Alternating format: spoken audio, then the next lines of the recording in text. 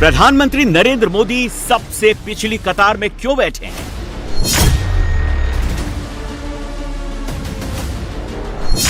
नरेंद्र मोदी ने अगली कतार में किसको बिठाया?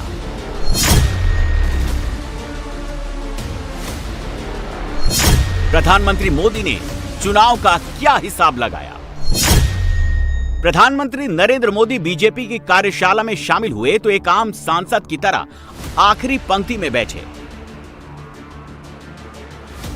संगठन सर्वोच्च है, मोदी ये बात कहते ही नहीं, मोदी से जीते भी हैं।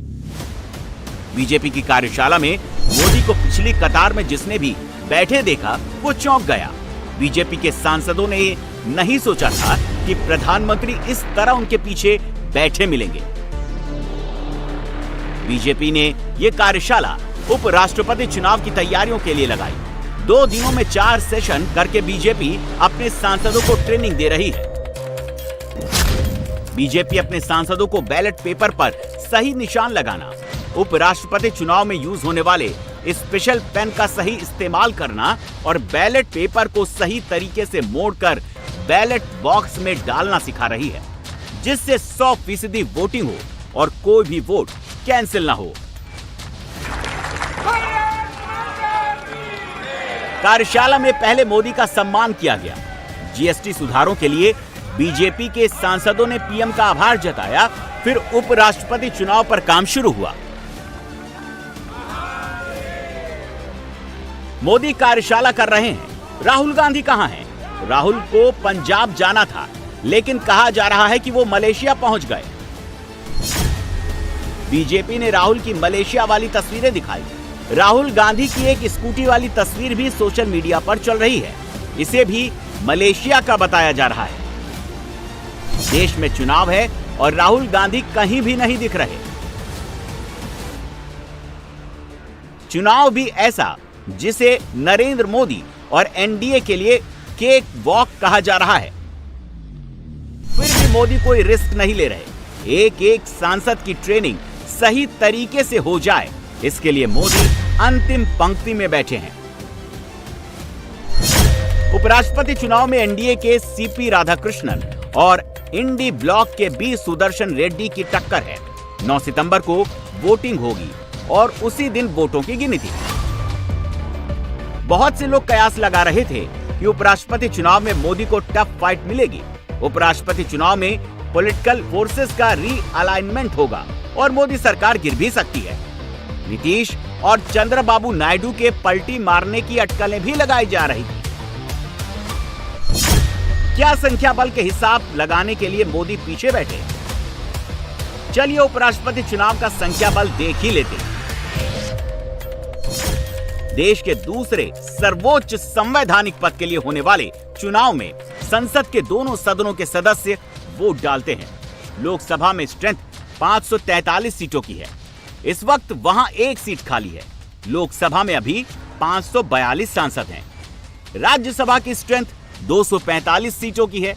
अभी 6 सीटें खाली है। राज्यसभा के 12 मनोनीत सांसदों को मिलाकर अभी कुल 239 सांसद हैं।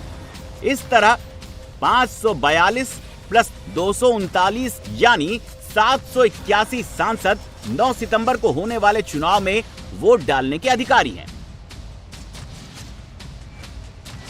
उपराष्ट्रपति चुनाव जीतने के लिए 391 का मैजिक नंबर चाहिए। राधाकृष्णन या सुदर्शन रेड्डी को भारत का उपराष्ट्रपति बनने के लिए प्रथम वरीयता के 391 वोट चाहिए। प्रथम वरीयता के वोटों में किसी भी कैंडिडेट को 391 वोट नहीं मिले तो दूसरी वरीयता के वोट गिने जाएंगे, लेकिन 9 सितंबर को इसकी नौबत नहीं आएगी। सीपी राधाकृष्णन यानी एनडीए कैंडिडेट के समर्थन में एनडीए के अपने 418 सांसद हैं, 293 लोकसभा में और 125 राज्यसभा में। एनडीए दलों के अलावा लोकसभा में 6 और राज्यसभा में 15 सांसदों वाली पार्टियों ने एनडीए कैंडिडेट राधाकृष्णन को समर्थन देने का ऐलान किया है। इनको मिला दे तो सीपी राधाकृष्णन का सपोर्ट बढ़कर 439 हो जाता है। विपक्षी धड़े यानी इंडिया अलायंस के कैंडिडेट बी सुदर्शन रेड्डी के सपोर्ट में इंडिया अलायंस के अपने 315 सांसद हैं, 232 लोकसभा में और 83 राज्यसभा में। इसके अलावा लोकसभा में 4 और राज्यसभा में 8 सांसदों वाली पार्टियों ने सुदर्शन रेड्डी को सपोर्ट किया। कुल मिला दें तो INDI alliance and allied forces के पास 327 सांसदों का सपोर्ट है। उपराष्ट्रपति चुनाव में लोकसभा के 7 और राज्यसभा के 8 यानी कुल मिलाकर 15 सांसदों ने ही अपने रुख का ऐलान नहीं किया है। वो आखिरी दिन अपने पत्ते खोलेंगे या चुपचाप जाकर अपना वोट दे आएंगे। चुनाव का रोमांच वो 15 अनडिसाइडेड एमपी नहीं है, रोमांच बढ़ेगा क्रॉस वोटिंग से। चूंकि इस चुनाव में व्हिप प्रभावी नहीं होता, ऐसे में कुछ सांसद क्रॉस वोटिंग करके उपराष्ट्रपति चुनाव का जायका बढ़ा सकते हैं। क्रॉस वोटिंग का चांस कहां है, इसके लिए पार्टी वाइज नंबर देखने होंगे।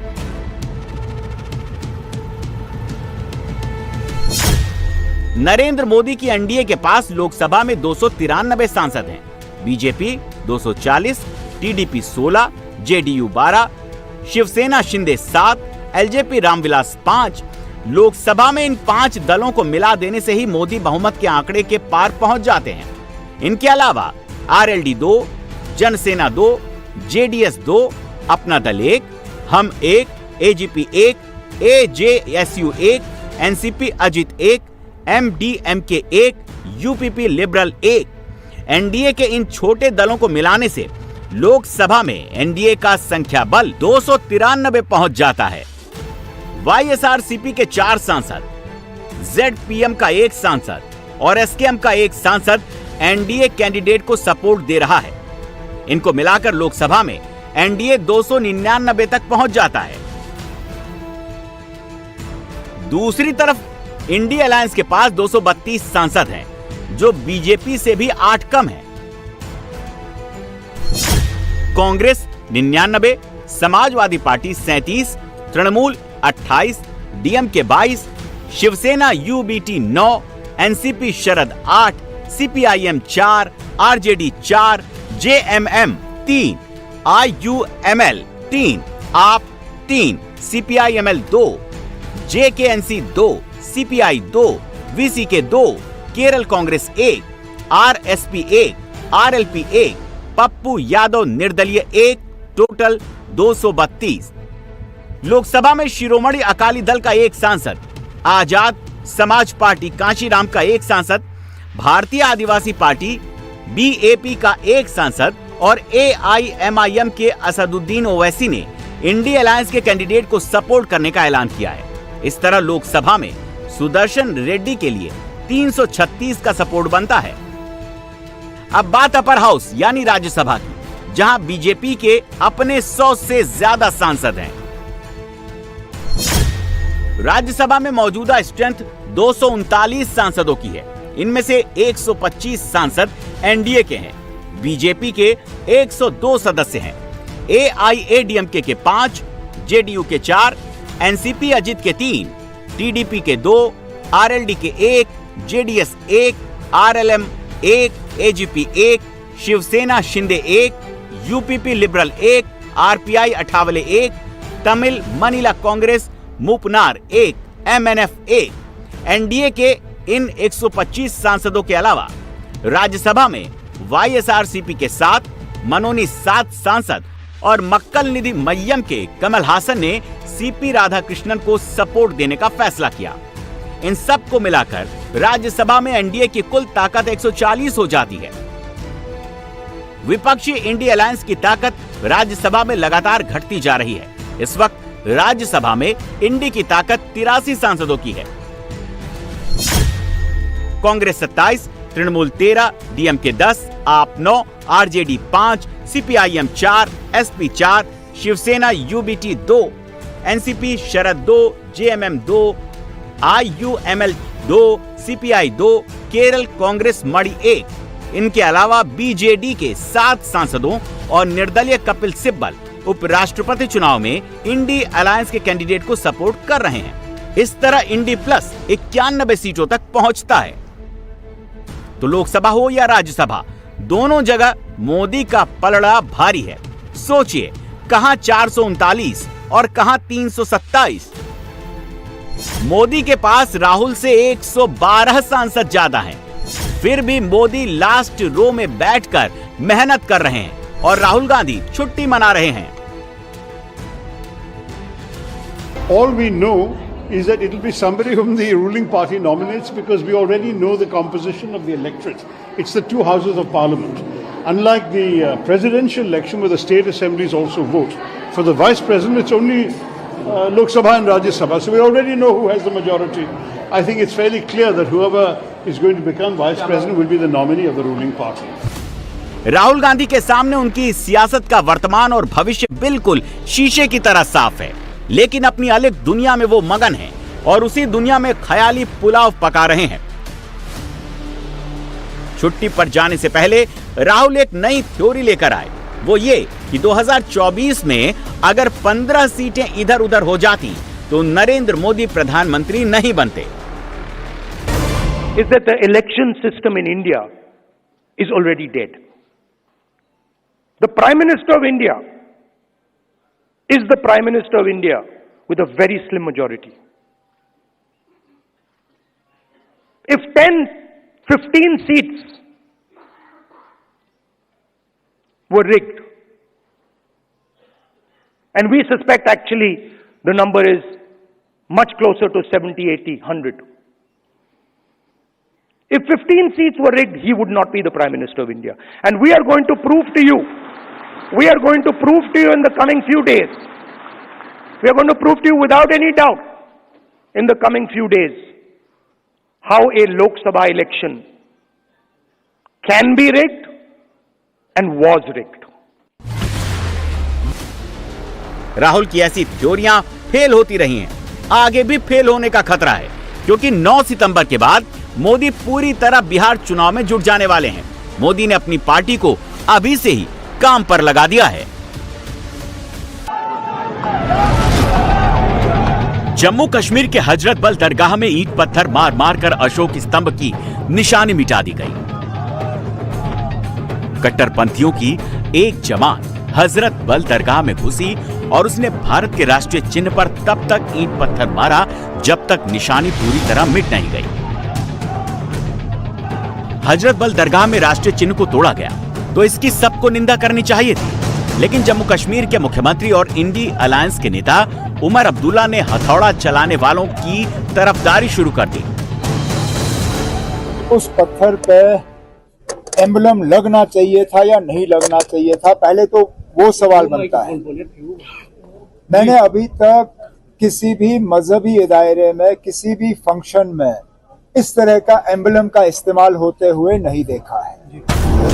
इंडिया अलायंस से तालमेल रखने वाली महबूबा मुफ्ती ने भी उल्टी बात कह डाली। एफआईआर तो होना चाहिए, अंडर सेक्शन 295A के तहत होना चाहिए, ब्लास्फेमी के लिए होना चाहिए और उन्हीं के खिलाफ होना चाहिए जिन्होंने ये बोर्ड लगाया, जिन्होंने इसका इनॉग्रेशन किया, जिन्होंने वहां अपनी ताजपोशी करवाई, उनके खिलाफ होना चाहिए। उनके खिलाफ नहीं होना चाहिए जो जज्बात में आके, जिन्होंने वहां पर उस वक्त गुस्से में आके कोई ऐसी, वो तो कोई भी कर सकता। जब आप किसी के, हम तो जान देने के लिए तैयार हैं। मुसलमान तो अपना सर हथेली पे रख के अपनी जान देने के लिए तैयार है। हजरत बल दरगाह में अशोक स्तंभ पर हथौड़ा चलाने पर कांग्रेस ने खामोशी अख्तियार कर ली है। राहुल की पार्टी कुछ बोल नहीं रही, लेकिन मोदी की पार्टी ने अपनी लाइन क्लियर कर दी है। बीजेपी ने अशोक स्तंभ को सम्राट अशोक और बिहार से जोड़ दिया। जिस प्रकार से भारत भूमि के उस विशिष्ट अंग, जिन्होंने हमें ज्ञान दिया, जिन्होंने हमें संस्कार दिया, बिहार के लिए जो अपमान का भाव कांग्रेस पार्टी के मन में है, वो समय समय पर दिख रहा है। आज 2 ऐसी चीजें हुई हैं जो कहीं न कहीं पूरे बिहार की संवेदनाओं को, पूरे बिहार के भावनाओं को और बिहारी अस्मिता को ठेस पहुंचाती है। श्रीनगर के हजरत बल में जिस प्रकार से अशोक चिन्ह, जो कि सम्राट अशोक ने अशोक स्तंभ में स्थापित किया था, उसे तोड़ा गया। और कुछ नेताओं का यह भी कहना है कि क्या आवश्यकता थी वहां अशोक चिन्ह का होना। उसे जिस प्रकार से तोड़ा गया है, ये न केवल देश का अपमान है, यह अशोक सम्राट और स्वाभाविक रूप से अशोक सम्राट और बिहार, उनका जो मिलान है, प्रत्येक बिहारी का ये अपमान है कि आप अशोक चिन्ह को तोड़ेंगे। मोदी की पार्टी ने अशोक स्तंभ पर लाइन क्लियर कर दी। मोदी सरकार ने भी लाइन सीधी रखी। जेडीयू कोटे से केंद्रीय मंत्री ललन सिंह ने साफ कर दिया कि जिन्होंने अशोक स्तंभ खंडित किया उनको सरकार दंडित करेगी। अशोक स्तंभ जो है वो इस देश का प्रतीक है और उसको कोई खंडित करने वाले बिल्कुल वो दंडित। सम्राट अशोक उस मौर्य वंश के सबसे प्रतापी सम्राट थे जो पाटलिपुत्र में बैठकर अफगानिस्तान तक शासन करते थे, जिनकी सीमा आज के म्यांमार यानी बर्मा तक फैली थी। अशोक ने पहली बार पूरे भारतवर्ष को एक किया और धम्म को संरक्षण भी दिया। उसी अशोक की लाट को आजाद भारत में राष्ट्रीय चिन्ह के रूप में अपनाया गया। बिहार के लिए अशोक का खास महत्व है। बीजेपी और जेडीयू ने उसे भांप लिया है। कांग्रेस और आरजेडी यहां भी मुस्लिम वोट का हिसाब देख रही है। ये सब फालतू की चीजें जो है ना, कौन क्या कह रहा नहीं कर रहा है, जिसने किया है उस पर कार्रवाई होनी चाहिए। इसमें आरजेडी और कांग्रेस का कहना। हजरत बल दरगाह में अशोक स्तंभ लगाने वाले मुसलमान थे, वहां अशोक स्तंभ तोड़ने वाले भी मुसलमान थे। आरजेडी कांग्रेस को डर है, अगर इस आग की तरफ उसने हाथ बढ़ाया तो हाथ जल जाएंगे। बीजेपी के लिए यहां फायदा ही फायदा है। बिहार चुनाव से पहले बीजेपी तमाम तरह के मुद्दे ढूंढ कर ला रही है और बिहार चुनाव के लिए अपना हथियार भंडार बढ़ा रही है। इसकी एक और मिसाल है घुसपैठिया। झारखंड के एक मंत्री ने घुसपैठिया पर बयान दिया। पश्चिम बंगाल में मालदा में ममता बनर्जी की पार्टी के जिला अध्यक्ष ने भी बंगालियों को घुसपैठिया कहने पर आपत्तिजनक बयान दिया। बीजेपी ने इन बयानों को फट से बिहार चुनाव से कनेक्ट कर दिया। इरफान अंसारी जो कि झारखंड के वरिष्ठ मंत्री हैं, 2 बार के मंत्री हैं, इरफान अंसारी कहते हैं जो घुसपैठियों की बात करेगा, जो बांग्लादेशी कहेगा, उस भारतीय जनता पार्टी की कब्र हम झारखंड में खोद देंगे। सोचिए, देश को जो बचाने की कोशिश करेगा, देश की जो सुरक्षा की बात करेगा, देश में दूसरे घुस ना आए, देश के संसाधनों पर देश के ही नागरिकों का पहला अधिकार है, जो ये कहेगा उसको कब्र में दफना दिया जाएगा। और महिमा मंडन उनका होगा जो कहेंगे बांग्लादेशियों का देश के संसाधनों पर पहला अधिकार है, उनका वो महिमा मंडन करेंगे। दूसरा, केवल इरफान अंसारी ही नहीं, झारखंड से बंगाल के मालदा के तृणमूल कांग्रेस के जिला अध्यक्ष जिनका नाम अब्दुल रहीम बख्शी है, अब्दुल रहीम बख्शी, उन्होंने भी धमकाया है। भारतीय जनता पार्टी के विधायक को धमकाते हुए कहा है, यदि आप घुसपैठिए शब्द का प्रयोग करेंगे, यदि आप बांग्लादेशियों के खिलाफ कार्यवाही करेंगे तो आपके मुंह पे मैं तेजाब फेंकूंगा और आपके गले के अंदर तेजाब डाल दूंगा, आपकी बोलती बंद हो जाएगी। मैं बहुत ही संवेदनशीलता के साथ ये अपील करता हूं कि कलकत्ता के हाईकोर्ट का इसको सुओ मोटो कॉग्निजेंस लेना चाहिए। किसी के चेहरे पर तेजाब फेंकने की बात करना आज ये बहुत बड़ा दंडनीय अपराध है। कई बहनों ने यह घृणित कार्य अपने जीवन में देखा है, उनका जीवन बर्बाद हो गया है। और ऐसे में यदि एक पॉलिटिकल पार्टी का उच्च कद का नेता बंगाल के टीएमसी से ये कहता है कि मैं खुलेआम कहता है सभा में कि मैं तेजाब चेहरे पर फेंकूंगा, तो मुझे लगता है कोर्ट का इसका संज्ञान लेना चाहिए और जेल के अंदर इस व्यक्ति को भेजना चाहिए। बीजेपी बिहार चुनाव को उस डायरेक्शन में ले जा रही है जहां 70-30 का बंटवारा हो। 70% वोट एनडीए के लिए और करीब 30% वोट महागठबंधन के लिए। अभी ये कैलकुलेशन चल रहा है। बिहार में जब से राहुल गांधी की यात्रा खत्म हुई है, इंडिया अलायंस के लिए बस एक ही पॉजिटिव खबर आई है। आम आदमी पार्टी के नेता अरविंद केजरीवाल ने वोट चोरी के मुद्दे पर राहुल गांधी को सपोर्ट किया है। केजरीवाल ने राहुल या कांग्रेस का नाम नहीं लिया, लेकिन बातें वही कही जो राहुल गांधी कह रहे हैं। बहुत गलत है, वोट चोरी सही मुद्दा उठाया जा रहा है सभी पार्टियों के द्वारा और जिस तरह से भारतीय जनता पार्टी को अब लगने लगा है कि वो जीत नहीं सकते, तो वो वोट चोरी करके अब जीतने की कोशिश कर रहे हैं। बिहार का चुनाव अगर इतना सीधा होता तो कोई भी बिहार को डिकोड कर लेता। बिहार कदम कदम पर सरप्राइज देता है। ऐसे ही एक सरप्राइज हैं प्रशांत किशोर। प्रशांत किशोर पिछले 2.5 साल से बिहार घूम रहे हैं। वो मुस्लिम बहुल किशनगंज अब आए हैं जब चुनाव में केवल 2.5 महीने रह गए। प्रशांत किशोर ने बिहार के 17.7% मुसलमानों को रिझाना शुरू किया है। 2014 में मैंने नरेंद्र मोदी के अभियान में कंधा लगाया है, तो आप में से कुछ लोग ये भी जानते होंगे कि 2014 के बाद 2021 तक इस देश में जहां कहीं भी भाजपा और नरेंद्र मोदी हारे हैं, हराने वाला दल और नेता कोई भी हो, उनके पीछे भी इसी प्रशांत किशोर ने कंधा लगाया है। 2015 में बिहार में, 2017 में पंजाब में, 2018 तेलंगाना में, 2019 आंध्र प्रदेश में, 2020 दिल्ली महाराष्ट्र में, 2021 तमिलनाडु और बंगाल में, इतनी जगहों पर इसी प्रशांत किशोर ने उन नेताओं की, उन दलों की मदद की जिन्होंने भाजपा को हराया है। बिहार में इंडिया अलायंस या महागठबंधन को सबसे ज्यादा M+Y पर भरोसा है। 32% के इस सॉलिड वोट बैंक में 17.7% हिस्सा मुसलमानों का है। राहुल और तेजस्वी ने 100% मुसलमानों को महागठबंधन के साथ जोड़कर रखने के लिए यात्रा की। प्रशांत किशोर और असदुद्दीन ओवैसी इसमें अपना हिस्सा चाहते हैं। पीके किशनगंज पहुंच चुके हैं और ओवैसी किशनगंज पहुंचने वाले हैं। अब तक बिहार चुनाव में एक सवाल यह था कि पीके अपर कास्ट के कितने वोट काटते हैं। अब सवाल यह हो गया है कि पीके मुसलमानों के कितने वोट तोड़ते हैं। इसी तोड़म तोड़ी में बिहार के सियासी सवालों के जवाब छिपे हैं।